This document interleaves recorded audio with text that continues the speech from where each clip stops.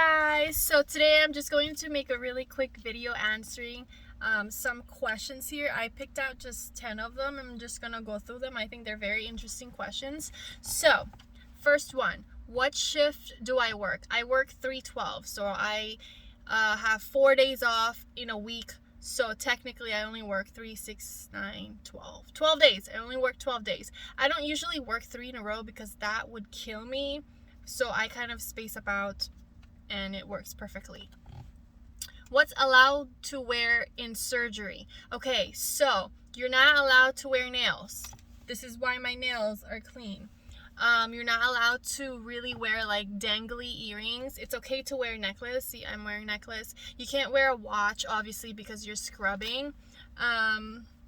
Nothing crazy makeup, nothing like, like crazy hairstyle, none of that stuff.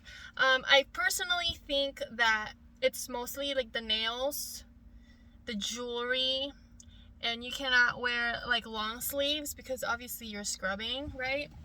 So there's that. Did I work while I was in school? I did. I was actually working in retail. I was working at Hollister part-time, and they're very flexible with my schedule, especially during my clinicals. And then I just stopped going to work one day, and I don't know if I got fired, but they never gave me shifts, so that's fine. Would a SPD a stepping stone to this field? It is. It's actually a great experience because you know more instruments than any other tech, right? But I think it would be a waste of time because SPD people, they work really hard, okay? Work really hard. I personally wouldn't do it, but if you want to, you can go ahead and do it.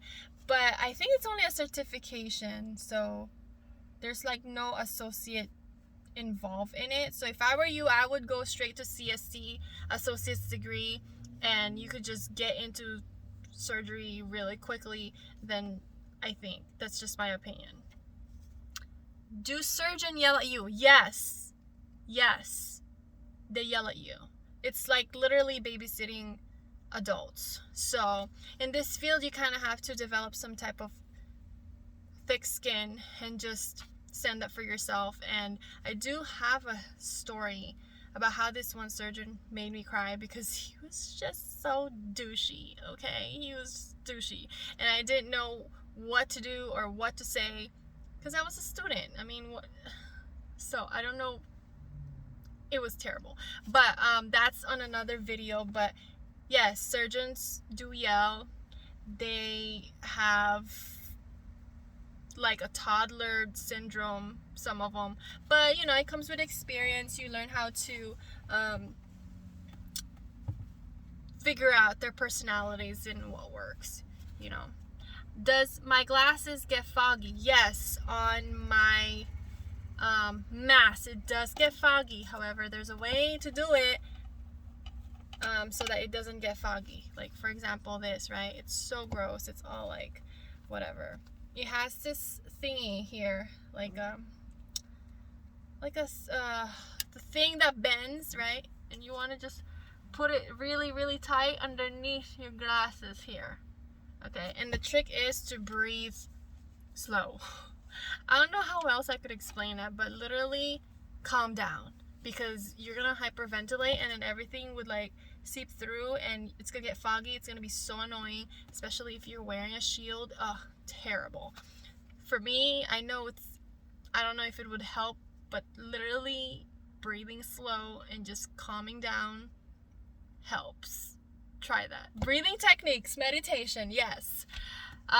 What happens during emergency surgeries? It's pretty much all hands on deck. Everybody's helping you. If they know that it's an emergency, you're not even counting really, because that's not a priority at that point. The priority is saving the patient.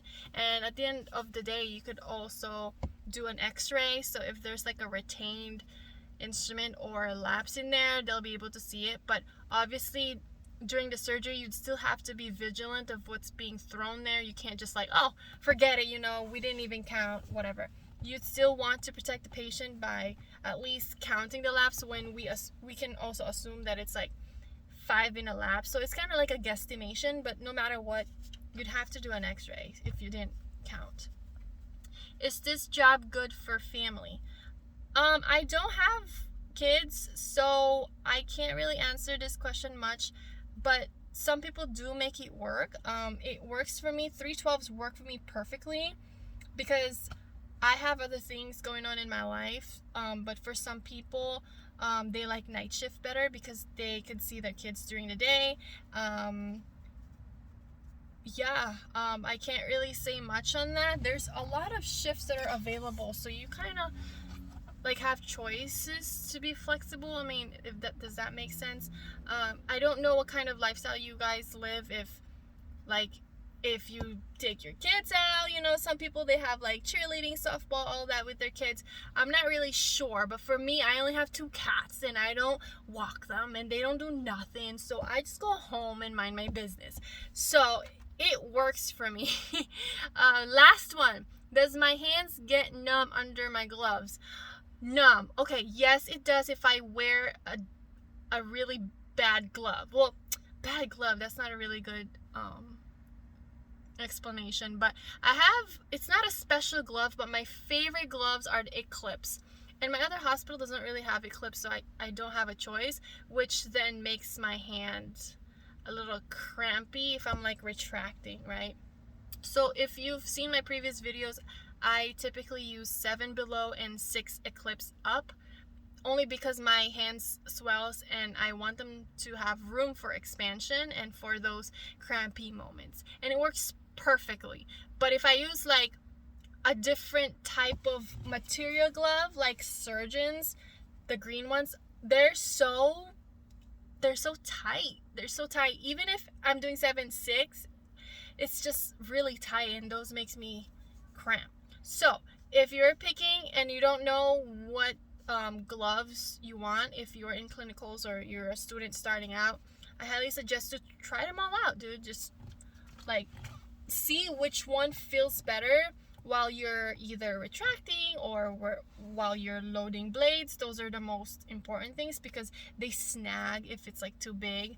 And also if it's too tight and you're just kind of sitting there and you're retracting, it hurts.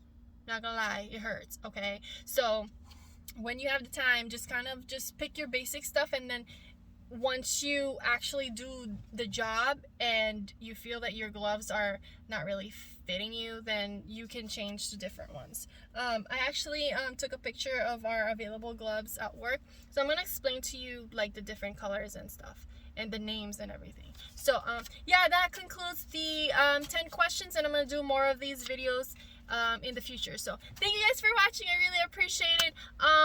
Stay tuned because I'm actually releasing a little clinical guide booklet pocketbook for all the students that are starting clinicals. Guys, this is going to help you on your clinicals, trust me. So I'm very excited to release it maybe mid-June. I'm still drawing the instruments and stuff, but I can't wait for you guys to see it. Hopefully it helps you guys. Okay, so thank you guys for inspiring me for everything. None of this would be possible without you guys. Really, really appreciate it from the bottom of my heart. Thank you. See you later. Bye.